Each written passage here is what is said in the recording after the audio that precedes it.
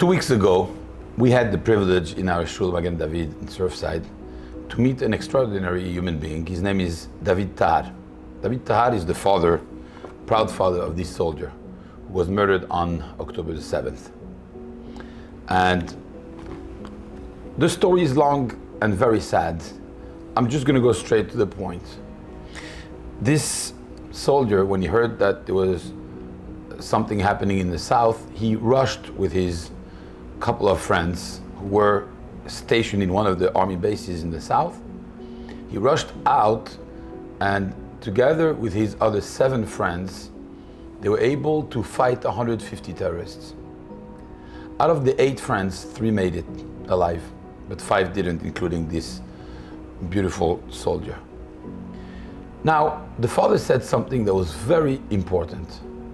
He said that the 3 survivors, the 3 soldiers who survived this attack, told the father that this boy here, called Adir Tahar, Zichrono Livracha, Adir had an opportunity to escape, but he chose not to.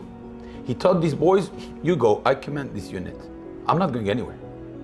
I'm going to fight these guys to make as much trouble as possible, as much damage as possible, and I will be there to protect my brethren. And he died, a hero. Abotai, this kind of mindset is a real leader's mindset.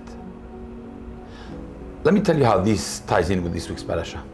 In this week's parasha, we find Moshe Rabbeinu in a very difficult situation. He comes down from Har Sinai. HaKadosh Baruch Hu tells him, the Bnei Israel did a big problem. They have the Egel HaZahav. And he tells Moshe Rabbeinu, basically, this is one thing that I cannot forgive. And Moshe Rabbeinu tells him, look, you basically have the choice, either all or none.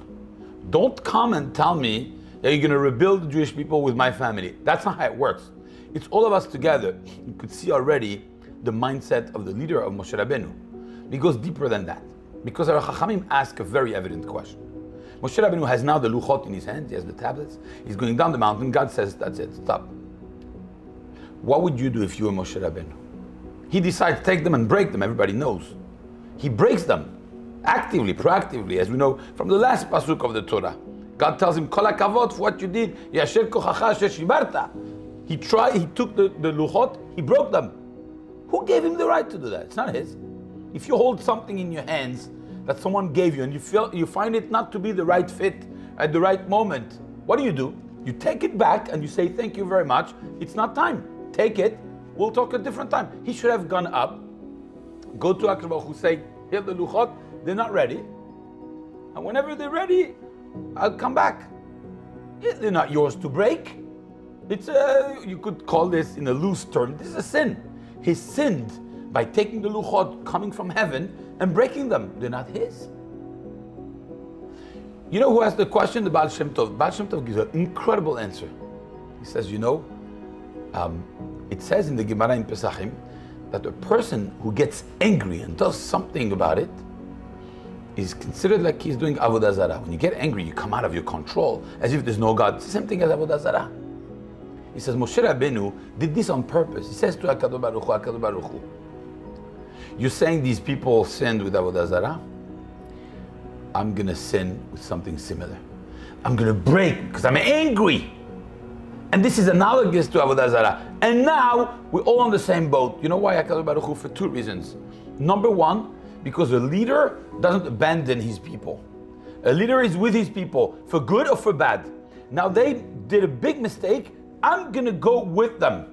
And you don't have that possibility of offering me, let's start again with you. Now we're all the same. I also did a big mistake.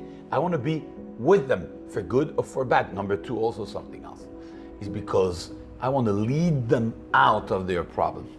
And for me to lead them out of the problem, I have to experience somehow their problem. I cannot advise them on how to come out of their problem if I don't know what their problem is. So Moshe was trying to find a way to identify with them so that together they come out of this Avodah Zarah problem and they're restored in good terms in front of HaKadosh Baruch Hu. That's a leader. A leader is someone who does not abandon his people. A leader is, for good or bad, is willing to be sticking with his people. I'll just conclude with something somebody once asked. Why is it that when somebody needs surgery, lo alenu, they look for the best surgeon? But when somebody needs to fly to a destination, they don't look for the credential and where did the pilot study and is he from this university or that university? It's the same thing. Our lives in the hands of the surgeon, our lives are in the hands of the pilot. And the answer is very simple. The pilot is with you on the plane. The surgeon, if something goes wrong, he goes home that night, he'll take a whiskey, a cigar, and he's good. The next day is just another day at the office. But the pilot, he's going down with you. That's why you don't need to check. He wants to live. And that's a leader. A leader is somebody who is together with the people, to lead them through good and bad times. And that's what this boy was. And that's what Moshe was. And that's how he should be. Shabbat Shalom.